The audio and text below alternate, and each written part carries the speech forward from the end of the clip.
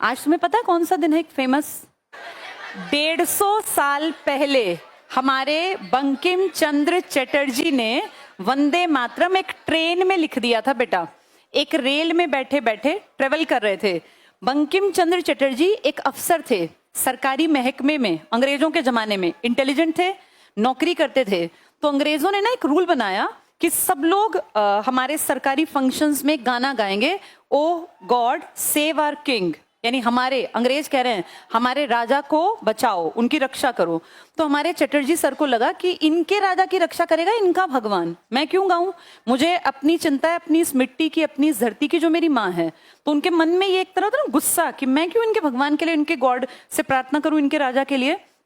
बैठे बैठे लिख दिया संस्कृत में वंदे मातरम, यानी अपनी माँ को मैं सलाम करता हूँ, मैं अपनी माँ के लिए ये गाना लिख रहा हूँ। उन्होंने बेटा 2 पैराग्राफ लिखे, दोनों संस्कृत में, और उसके बाद वो पन्ना, जैसे आक्रोश में लिखा था, वो पन्ना ले जाके घर और रख दिया एक अलमारी में। 1875 में लिखा था, आज के दिन 7 नवंबर को। 7 साल बाद एक उपन्यास लिखा आनंद मठ, जिसमें सन्यासी विद्रोह, मैंने कई बार तुम्हें बताया है, एक सन्यासी कैरेक्टर के थ्रू उस गाने को छापा कि वो गा रहा है वंदे मातरम, सुजलाम सुफलाम, वो पूरा संस्कृत में 2 पैराग्राफ। फिर वो इतने ज्यादा प्रभावित हुए इसको लिखते हुए कि उसमें और पैराग्राफ जोड़ दिए और वो थोड़ा लंबा बना दिया। स्टार्टिंग में सिर्फ 2 ही पद थे, 2 पद थे संस्कृत में। फिर लिखते लिखते आदमी अपनी मातृभाषा की तरफ चलता है, बांग्ला में लिख दिए बाद के पद, और उसमें अपनी इस धरती को, इस मिट्टी को, इस जमीन को, जिसको हम माँ का दर्जा देते हैं, दुर्गा माता के रूप में दिखाया। तो बाद में जब वो घर घर पहुंचा उपन्यास 1882 में, फिर फेमस हो गया और उसको और बेहतर रूप में प्रदर्शित किया। एक होता है कला, कि आप किसी बात को कितना बेहतर दिखा पाते हैं, आता तो सबको ही था, तो उसको सामने लाने में रविन्द्रनाथ टैगोर ने रोल प्ले किया। 1896 में, जैसे तुम बैठे हो, ऐसे कलकत्ता में सेशन हो रहा था कांग्रेस का, वहां उन्होंने खड़े होके गाया था वंदे मातरम 1896 में। वहां से ऐसा जबान पे चढ़ा कि फिर वो राष्ट्रीय आंदोलन का एक फेमस गीत बन गया। और इसीलिए फिर उसको 24 जनवरी को, मैंने तुम्हें कितनी बार पढ़ाया है, हमारी भारत की जो नई सरकार बनने वाली थी, जब डिसीजन लिया गया 24 जनवरी को कि इसको हम राष्ट्रगीत का दर्जा देंगे, 3 चीजें फाइनलाइज की थी, राष्ट्रगीत, राष्ट्रगान, राष्ट्रपति डॉक्टर राजेंद्र प्रसाद, जनगण मन और वंदे मातरम। उस दिन से आज तक हमारे स्कूलों में ये कोशिश की जाती है। अब मुझे नहीं पता, आजकल तो प्रेयर नहीं होती, लेकिन हमारे टाइम पे जब हम छोटे थे 3rd क्लास में, तो हमें जबरदस्ती सही, चाहे हमें आता नहीं था, याद कराया गया था कि संस्कृत में ये है और हर एक बच्चे को याद करना है।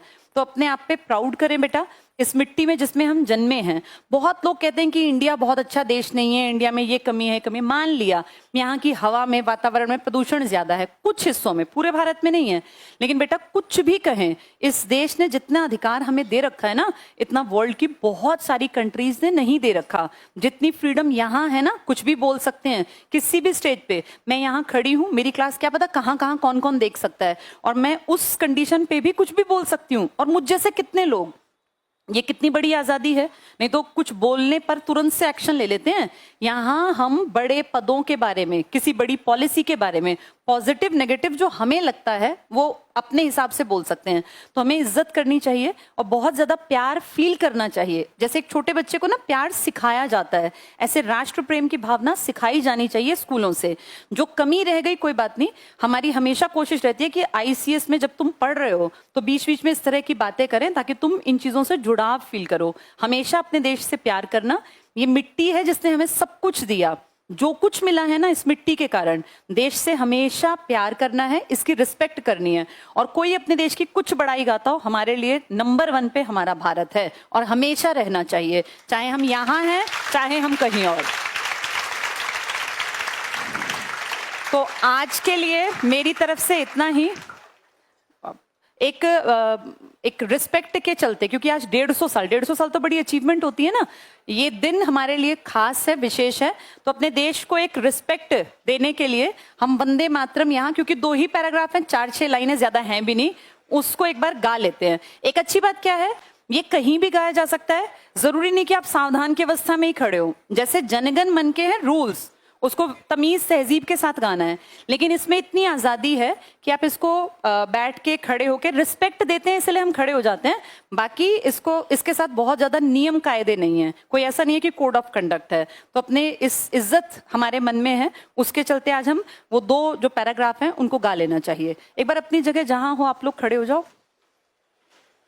सबको याद है?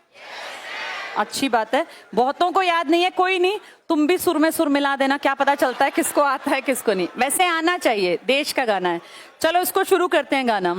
वंदे मातरम, वंदे मातरम, सुजलाम सुफलाम मलयज शीतलाम शस्य श्यामलां मातरं, वन्दे मातरं। शुभ्रज्योत्स्ना पुलकितयामिनी, फुल्लकुसुमित द्रुमदलशोभिनी, सुहासिनी सुमधुरभाषिणी, सुखदां वरदां मातरं, वन्दे मातरं, वन्दे मातरं।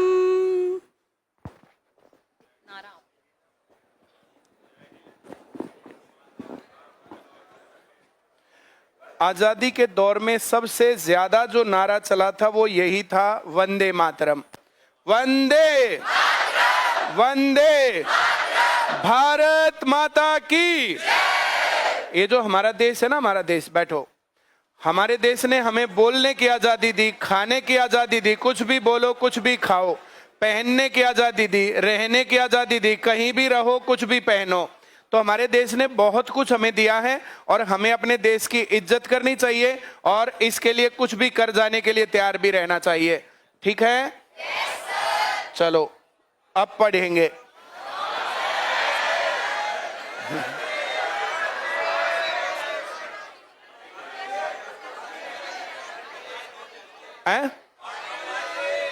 पार्टी देखो, मैंने भी बताया, मैम ने भी बताया।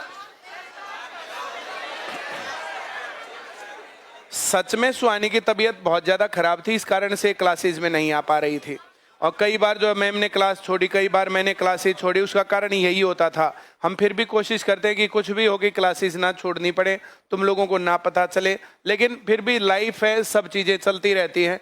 बहुत क्रिटिकल बीमार हो गई थी, गंगाराम हॉस्पिटल में इसको दिखा करके भी लाए थे हम, कई बार जो है जाना पड़ा। अब जो है परसों थोड़ी ठीक हुई थी, कल थोड़ी और ठीक हुई और आज खड़े होने लायक है।